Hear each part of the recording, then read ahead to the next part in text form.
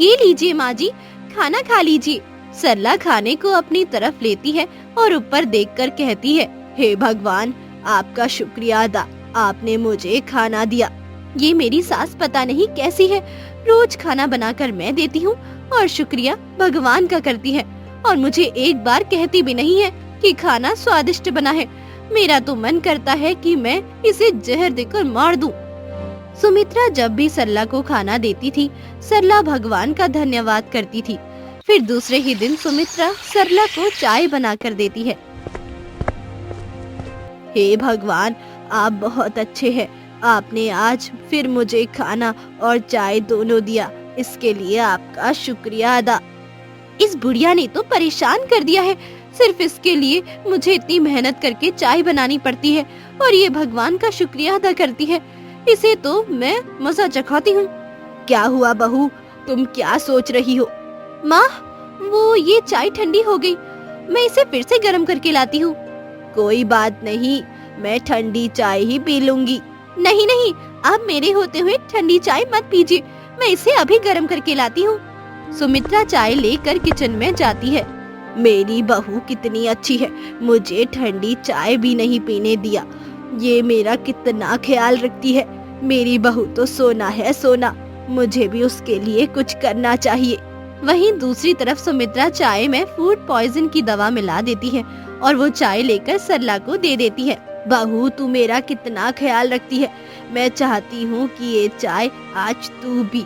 नहीं नहीं माँ जी, ये चाय आप ही पीजिए।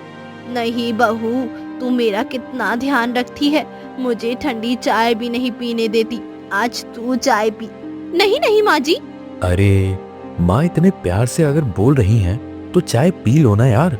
सुमित्रा किसी को भी सच नहीं बता पाती, इसीलिए मजबूरन चाय पीनी पड़ती है।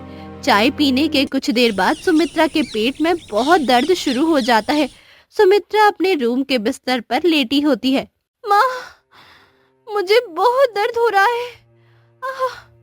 सुमित्रा, तुम चिंता मत करो, मैं अभी डॉक्टर को बुलाता हूँ। इतना कहकर रमेश डॉक्टर को बुलाता है।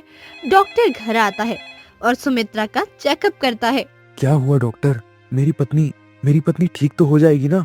बोलिए डॉक्टर साहब, मेरी पत्नी ठीक तो हो जाएगी ना? डरने की कोई बात नहीं है, इन्हें फूड पॉइजनिंग हुई है। वैसे आपने आज क्या क्या खाया था सुबह से? नहीं डॉक्टर, मैंने आज सुबह से कुछ नहीं खाया। देखो, आप सब कुछ सच सच बताइएगा, वरना मैं आपका इलाज नहीं कर पाऊंगा और हो सकता है आपकी जान भी चली जाए। हाँ, मुझे याद आया, तुमने वही चाय पी थी ना जो तुम माँ के लिए लेकर आई थी? वो चाय तुम माँ को दे रही थी ना, और फिर माँ ने वो चाय तुम्हें पिला दी।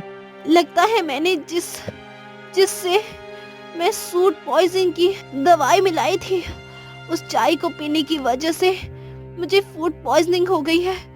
अब मैं घर वालों को क्या कहूँगी, और अगर मैंने सबको सच नहीं बताया तो डॉक्टर मेरा इलाज नहीं कर पाएंगे और मेरी जान चली जाएगी। आखिरकार मुझे सबको सच बताना ही होगा। आपने उस चाय के अलावा और कुछ भी पिया था क्या? सुमित्रा डरती घबराती सबको सच बता देती है।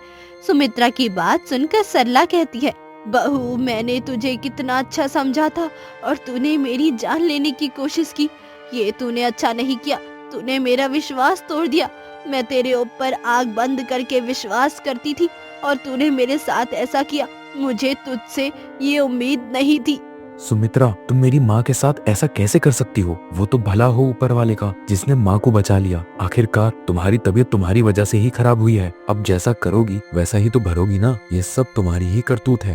मैं जानती हूँ, मुझसे बहुत बड़ी गलती हो गई। मुझे ऐसा नहीं करना चाहिए था।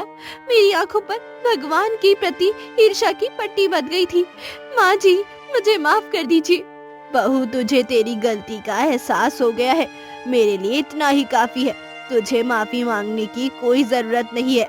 लेकिन हाँ, एक बात तू हमेशा याद रखना, कभी किसी का बुरा मत चाहना, क्योंकि जैसा तू करेगी वैसा ही तेरे साथ होगा। इस कहानी से हमें ये शिक्षा मिलती है, हमें कभी भी किसी का बुरा नहीं करना चाहिए, क्योंकि हमारा किया हुआ बुरा कर्म जरूर लौट कर आता है। वो कहते हैं ना, जैसी करनी वैसी भरनी।